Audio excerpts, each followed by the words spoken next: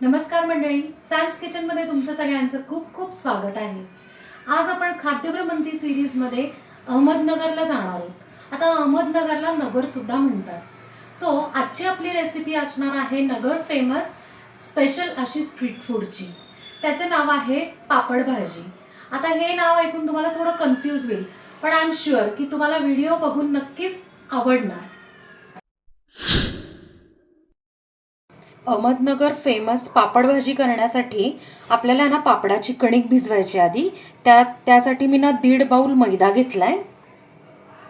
अर्धा चमचा ओवा आपण असं चुरून घालूया. 2 चमचे बारीक रवा, 1 चमचा तेल. हे कोरडं जिन्नस आहे ते आधी सगळं मिक्स करून घेऊयात आपण. आता थोडं थोडं पाणी टाकून आपण ना किंचित घट्टसर असा ना गोळा मळून घेऊया. आपण घट्ट गोळा असा मळून ठेवलेला आहे. आता आपण काय करायचं, झाकून 15 ते 20 मिनिटं बाजूला ठेवूयात. आता भाजी करण्यासाठी 2 मोठे बटाटे आपण उकडून घेतलेत आणि त्याचे असे अर्धे अर्धे तुकडे केलेत. आपण काय करूयात की हाताने असे स्मॅश करूयात. बटाटे मी छानपैकी स्मॅश करून घेतलेले आहेत. ह्याचं कारण असं आहे की भाजी आपली छान मिळून येते. आता भाजी करण्यासाठी आपण एका कढईतनं 1 डाव तेल टाकलंय. त्यात 1 चमचा जिरे टाकूया, पाव चमचा हिंग, अर्धा चमचा हळद, 1 कांदा आपण छान बारीक चिरून घेतलाय.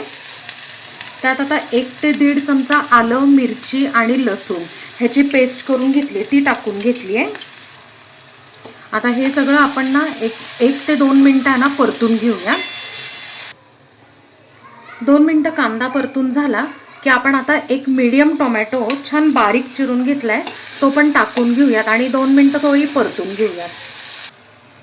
टोमॅटो आपल्याला ना अगदी 50% शिजवायचा आहे. पूर्ण अजिबात शिजवायचं नाही, नाहीतर काय होतं की त्याची पेस्ट होते किंवा मग त्याचा ज्यूस होतो आणि मग ते आपल्या भाजीला एवढं चांगला रंग येत नाही. यासाठी आपल्याला पूर्ण शिजवायचं नाहीये. टोमॅटो 50% शिजलेला आहे. आता आपण त्यातनं चवीप्रमाणे मीठ टाकून घेऊया. स्मॅश केलेला बटाटा पण टाकून घेऊया. आता बटाटा व्यवस्थित ह्याच्यात मिक्स करून घेऊया. मिक्स करून झाल्यावर 1 ते 1.5 वाटी आपण ह्याच्यात पाणी टाकून घेऊया. आपल्याला ही जी भाजी आहे ना ती मीडियम पातळ हवी, फारही पातळ नाही आणि फारही घट्ट नाही, म्हणजे ती आपण छानपैकी त्या पापडावर टाकू शकू. आपल्याला अशी मीडियम थिक पाहिजे आहे. आता आपण काय करूयात, भाजीला छान उकळी काढून घेऊया. भाजीला छान उकळी आली आहे. त्यातनं आता आपण बारीक चिरलेली कोथिंबीर टाकून घेऊया आणि आपली भाजी तयार आहे. 20 मिनिटं झालेले आहेत. आपलं जे पापडाचं जे पीठ आहे ते छान मुरलं. आता आपण एकदा ना मळून घेऊया. आता आपण पापड लाटायला घेऊया. आपण जो पेढा असतो ना तेवढी आपल्याला छोटीशी गोळी घ्यायची आहे. आपण आता पापड लाटण्यासाठी काय केलंय माहिती का, ही जी गोळी आहे ती आपण मैद्यामधनं बुडवून घेतली. आपण आता पातळ पापड लाटून घेऊ, एकदम पातळ लाटायचा. आपण पापड लाटून घेतलेला आहे, एकदम पातळ लाटायचा आहे. आता आपण काय करायचंय की हा पापड आपल्याला फुलवायचा नाहीये.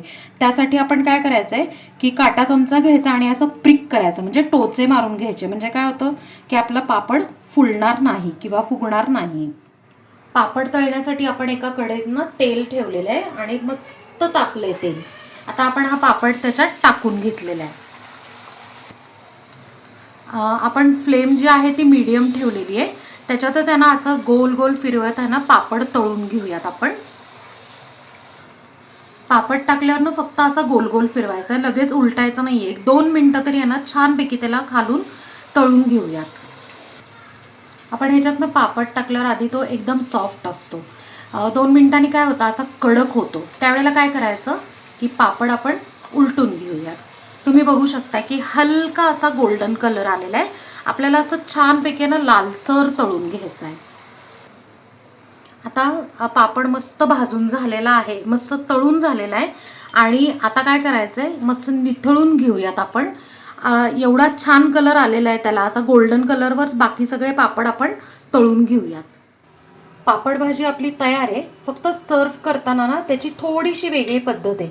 आपण एका प्लेटमध्ये एक पापड घेतलेला आहे. आता त्यावर ही जी भाजी आपण केली होती बटाट्याची ती आपण मस्तपैकी आहे ना स्प्रेड करून घेऊया. आता त्यावर चिंचेची घट्ट अशी चटणी टाकून घेऊया. त्यावर बारीक चिरलेला कांदा, लाल मिरची पावडर आणि फायनली बारीक शेव. ही 0 नंबरची शेव आहे. आपलं पापड भाजीचं प्लेटिंग झालेलं आहे. तर फ्रेंड्स, खाद्यभ्रमंती सिरीज स्पेशल अहमदनगर फेमस चटपटीत आणि चविष्ट अशी पापड भाजी आपण सर्व करून घेतली आहे. तर मंडळी, ही चटपटीत पापड भाजी लहानांपासून ते मोठ्यांपर्यंत सगळ्यांना नक्की आवडणारी आहे. सो तुम्ही पण नक्की करून मला कमेंटमध्ये सांगा. आपल्या चॅनलला सबस्क्राईब करा, लाईक करा, शेअर करा आणि कमेंट करा. थँक्यू.